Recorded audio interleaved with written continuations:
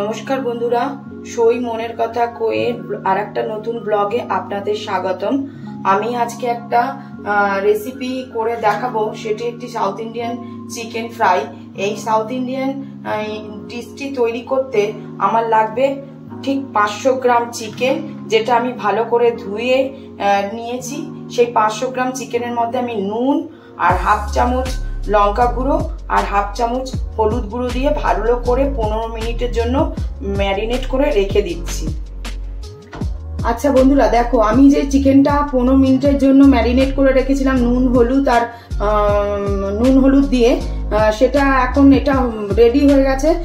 এই chicken fritter জন্য আমার যা লাগছে একটু ধনে পাতা, লাগবে কয়েকটা কারি পাতা, আর লাগছে 10-15টা গোটা রসুন, যেটাকে আমি থেতো করে নিয়েছি। আর ওই থেতো করা রসুনের মধ্যে আমি নেব ঠিক এই চামচের 1 চামচ রসুন আর আদা রসুনের পেস্ট, লাগবে 2টো মিডিয়াম সাইজের কুচনো পেঁয়াজ।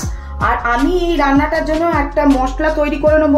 মশলাগুলোর মধ্যে আছে 1 চামচ জিরে, গোটা জিরে, 2 চামচ ধনে, 4টে লবঙ্গ, 3টে গোটা এলাচ, একটুখানি দারচিনি, 3টে শুকনো লঙ্কা, 2টো তেজপাতা, আর লাগবে কিছুটা গোলমরিচ। আমি এখন গ্যাসটা অন করে নিয়েছি, কড়াইটা গরম করে নিয়েছি। গরম করে এখন আমি এই পরপর মশলাগুলো এর মধ্যে দিয়ে একটুখানি হালকা আছে আমি এগুলোকে ড্রাই রোস্ট করে নেব। খুব সামান্য ভাজবো, যেন পুড়ে না যায়।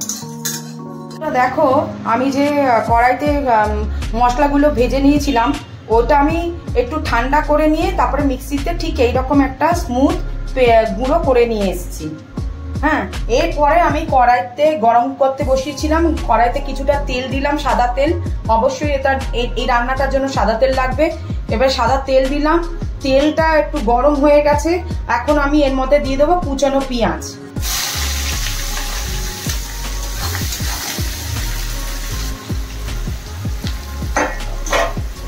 পেঁয়াজটা আমি একটু লাল হওয়া পর্যন্ত ভাজতে থাকবো। দেখুন বন্ধুরা, আমি পেঁয়াজটাকে ঠিক এই রকম ভাবে লাল করে ভেজে নিলাম।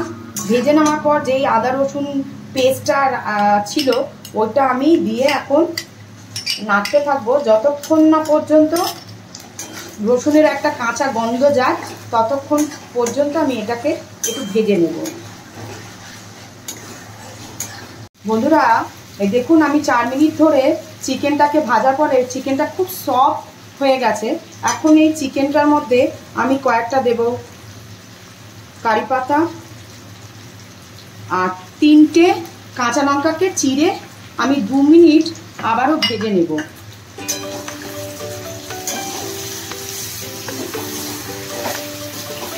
দু মিনিট ভাজার পর আমি যে মশলাটা তৈরি করে রেখেছিলাম, সেই মশলাটা থেকে ঠিক 25% মতন গুঁড়ো নিয়ে এখন আমি এটাকে ছড়িয়ে দিলাম।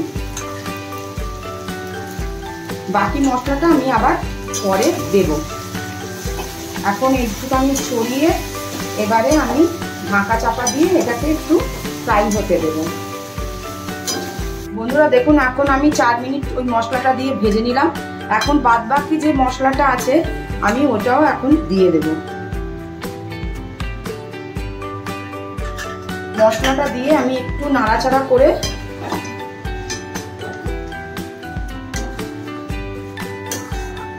এর মধ্যে আমি বেশি জল দেব না, ঠিক 3 থেকে 4 চামচ মতন জল দিয়ে 5 থেকে 7 মিনিট আমি একে চাপা দিয়ে রান্না হতে দেবো।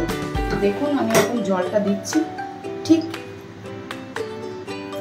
এইটুখানি জল দেবেন। জলটা দিয়ে 5-7 মিনিট একদম সিমেতে রাখবেন, লো সিমে থাকবে। 5-7 মিনিট এটাকে রান্না হতে ছেড়ে দেবেন। দেখুন বন্ধুরা, আমি 5-7 মিনিটের জন্য রান্না করতে রেখেছিলাম চাপা দিয়ে।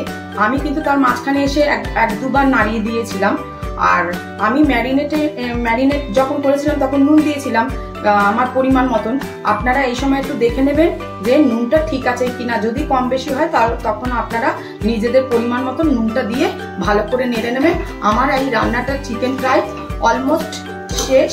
আমি এটাকে এখন নামিয়ে নেব। নামিয়ে আপনাকে দেখাচ্ছি। উপর থেকে আমি ধনে পাতা ছড়াবো, দিয়ে আমি এটাকে সার্ভ করবো। এখন বন্ধুরা কত সুন্দর আমি একটা চিকেন ফ্রাই করেছি, আর নামিয়ে আমি ধনেপাতা উপর থেকে ছড়িয়ে দিয়েছি।